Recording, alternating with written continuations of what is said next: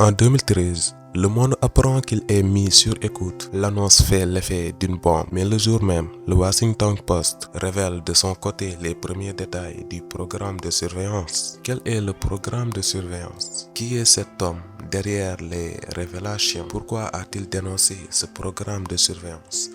Bonjour, dans cette vidéo spéciale où nous allons explorer l'histoire fascinante d'Edward Snowden, l'homme qui a secoué le monde en dénonçant l'une des plus grandes opérations de surveillance de l'histoire. Préparez-vous à plonger dans la vie et les actions de cet individu controversé. Edward Snowden rejoint la CIA en 2006 dans les quartiers généraux de l'agence de Virginie. Mais avant ça, le 7 mai 2004, Edward Snowden s'engage dans l'armée en tant que recrue des forces spéciales. Il a alors 21 ans et dit vouloir combattre pendant la guerre d'Irak parce qu'il se sentait obligé en tant qu'être humain d'aider les peuples libres contre l'oppression.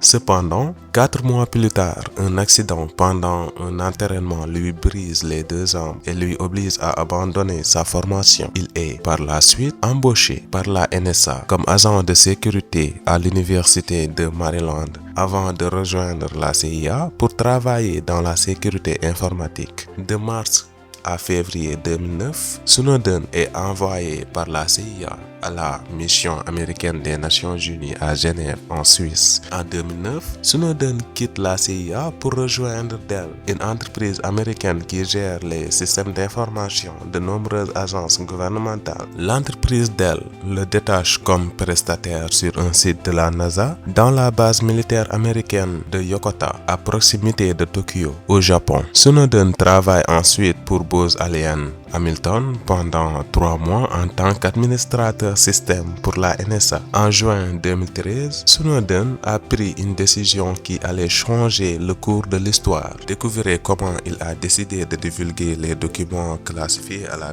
presse, révélant ainsi l'étendue de la surveillance gouvernementale. Dans un entretien avec le quotidien de Hong Kong, réalisé le 12 juin 2013 mais publié le 25 juin, Snowden affirme avoir cherché un emploi chez Booz Allen afin de recueillir des preuves des activités de la NSA. Il cite: mes fonctions au sein de Booz Allen Hamilton me donnaient accès aux listes des appareils espionnés à travers le monde par la NSA. C'est pour ça que j'ai accepté le poste il y a 3 mois, a-t-il expliqué. Snowden travaille à Hawaï depuis 1 mois lorsqu'il dérobe des informations ultra confidentielles à l'aide d'une clé USB.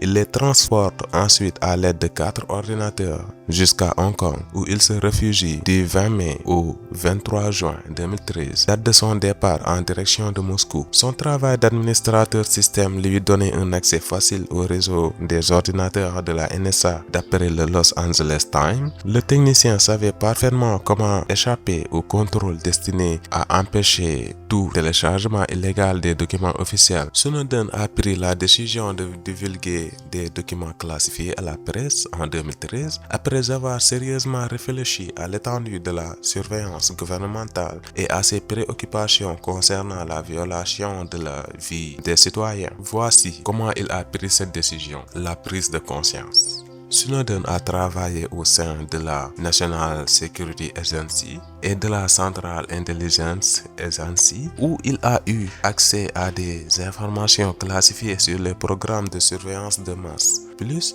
il en apprenait sur les programmes, plus il devenait préoccupé par leur implication pour les droits à la vie privée et à la liberté.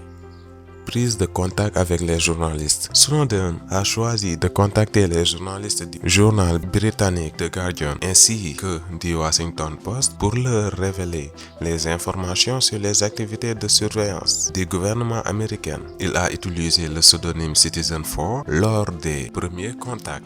Réflexion et planification. Avant de divulguer les informations, Snowden a soigneusement réfléchi à sa décision. Il a considéré les conséquences potentielles de ses actions, notamment la possibilité d'être poursuivi en justice et de perdre sa liberté. Révélation graduelle. Snowden a demandé aux journalistes de ne pas publier immédiatement toutes les informations qu'il avait fournies. Au lieu de cela, il a préféré une approche graduelle pour permettre aux médias de vérifier les faits et de minimiser les risques pour la sécurité nationale. Fuite vers Hong Kong.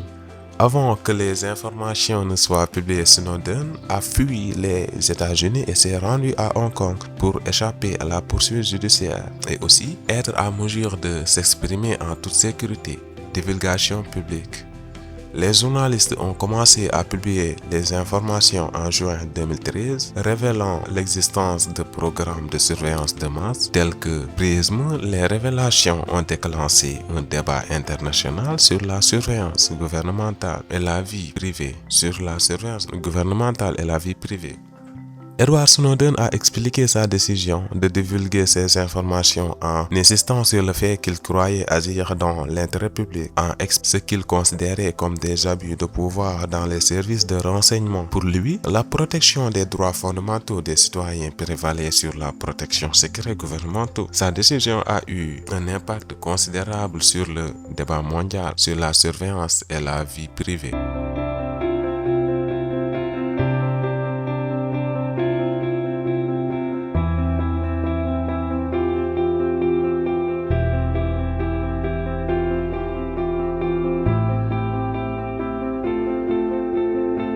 Les amis, c'était tout pour cette vidéo de présentation. Si elle vous a plu, n'hésitez pas à aimer, d'abonner et de dire vos avis dans les commentaires. Sur ce, on vous dit à la prochaine. Ciao les gars.